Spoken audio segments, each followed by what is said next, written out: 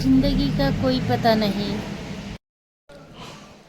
विक्रम भाई साहब की अंत्येष्टि नंदप्रयाग में हुई और जयकृत भाई साहब की अंत्येष्टि हरिद्वार में हुई। दोनों की अंत्येष्टि शिवरात्रि के दिन ही हुई।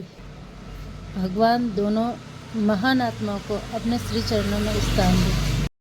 कब कौन सी सांस आखिरी सांस हो, कुछ नहीं कह सकते। जय बद्रीसाल, मैं पूजा रावत एक हफ्ते बाद फिर से आप लोगों के बीच में हाजिर हूँ एक रिएक्शन के साथ।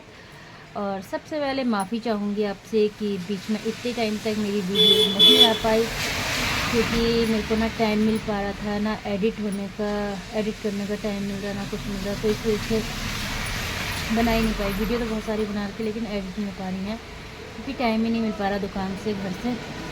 और एक बार फिर से आप सभी लोगों को शिवरात्रि की बहुत बहुत बधाई एवं हार्दिक शुभकामनाएं। तो कल थी शिवरात्रि और मैं सोच रही थी कि शिवरात्रि का स्पेशल ब्लॉग बनाऊंगी। श्रीनगर जाके काफ़ी टाइम से प्लान था कि इस बार शिवरात्रि के व्रत में श्रीनगर ही जाएंगे, वहाँ से 4 या 5 ब्लॉग मेरी रेडी हो जाएंगी।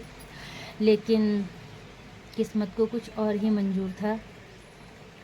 इस बार की शिवरात्रि हमारी सबसे बेकार रही, क्योंकि नंदप्रयाग मेरा मायका है और मेरे मायके में एक नहीं बल्कि 2 भाई एक्सपायर हुए और कल शिवरात्रि के दिन उनकी अंत्येष्टि थी।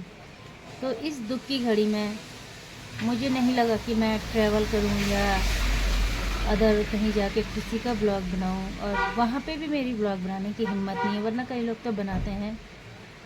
तो माफ़ी चाहूँगी। सबसे पहले भगवान अपने श्री चरणों में दोनों भाइयों की आत्मा को शांति दे। एक भाई तो हमारे असम राइफल्स में थे, कठेत परिवार से थे, और वो कैंसर से काफ़ी लंबे समय से जूझ रहे थे। और परसों यानी कि शिवरात्रि के एक दिन पहले रात को 11:06 पर उन्होंने अपनी अंतिम सांस ली। और शिवरात्रि के दिन हरिद्वार में 10, 11 या 12, 1 बजे समथिंग उनका अंतिम संस्कार हुआ। और यहाँ से सभी कठेत परिवार के बंधु बांधव जितने हैं सब वहीं लोग गए थे लोग। और दूसरे भाई हमारे रौतेला परिवार से बिलोंग करते हैं, हमारे विक्रम भाई साहब। उनके तो क्या बोले हम, वो भाई भी काफ़ी समय से दिक्कत में गए थे। भाई जी की किडनी ख़राब थी, दोनों किडनी डैमेज हो गई थी। तो उनके छोटे बेटे ने अपनी किडनी पापा को दी थी। तो काफ़ी टाइम से सही थे पापा, लेकिन अचानक अब जो किस्मत में लिखा होता है होता वही है, चाहे हम उसके लिए कुछ भी करें। तो बस अभी शायद 64-65 साल भाई साहब को हो गए थे। तो भाई साहब भी परसों 5:00 पर सुबह के टाइम पे उन्होंने अंतिम सांस ली हल्द्वानी हॉस्पिटल में। और रात परसों शाम तक वो यहाँ पहुँच गए थे, यानी कि 4-5 बजे तक नंदप्रयाग। और कल उनकी भी अंत्येष्टि थी नंदप्रयाग घाट पे ही।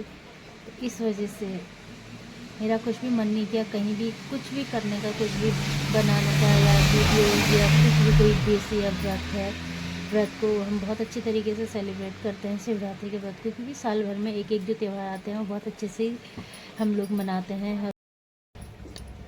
तो जी अब आशा उम्मीद करती हूँ कि आप लोगों को कारण पता चल ही गया होगा।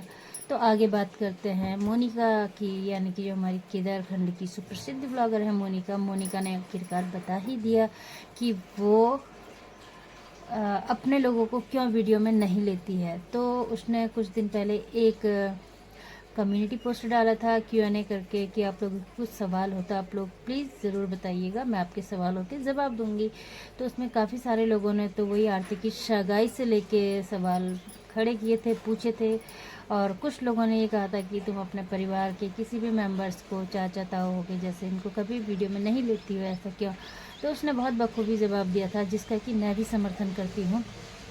मोनिका ने कहा कि घर वालों से उनकी नहीं बनती है। उन्होंने दुख की घड़ी में तो हर कोई साथ देता है, लेकिन जो दुख की घड़ी में साथ दे वही अपना सगा होता है। और जब मोनिका के पापा एक्सपायर हुए थे तब वो काफ़ी छोटे थे और हमने देखा नहीं, हम सिर्फ सुना है और जो सुनते हैं वो हम बोलते हैं। तो मोनिका का ये कहना है कि वो काफ़ी छोटे थे और उस टाइम पे किसी ने भी उनका साथ नहीं दिया, कैसे करके उनकी माँ ने उन्हें दिहाड़ी मजदूरी करके पाला, गाय का दूध लगाया, लकड़ी काटी, घास काटा, बहुत स्ट्रगल किया और आज जब अपने खुद के पैरों पे खड़े हैं तो वो किसी को अपना कैसे कह सकते हैं। ये बात बिल्कुल सही है और 100% सही है। और ये सिर्फ एक परिवार की कहानी नहीं, मुझे लगता है 95 परिवार ऐसे ही चलते आ रहे हैं, जूझते आ रहे हैं। क्योंकि देखो हर किसी के घर में ना कुछ प्रॉब्लम्स चलती हैं।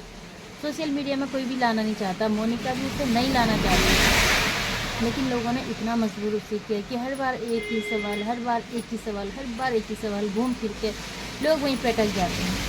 तो इसलिए उसने बहुत ही आपके सवाल का जवाब दिया, जो कि मुझे भी पसंद आया, क्योंकि हर किसी घर में प्रॉब्लम है, किसी की घर परिवार में नहीं बनती है, किसी की देवरानी जेठानी में नहीं बनती है, किसी की सास ससुर में नहीं बनती है, किसी का कुछ ना कुछ किसी न किसी कारणवश मन मुटाव होता ही है। बहुत कम परिवार ऐसे होते हैं जो बहुत अच्छे से एक साथ मिलजुल करके रहते हैं।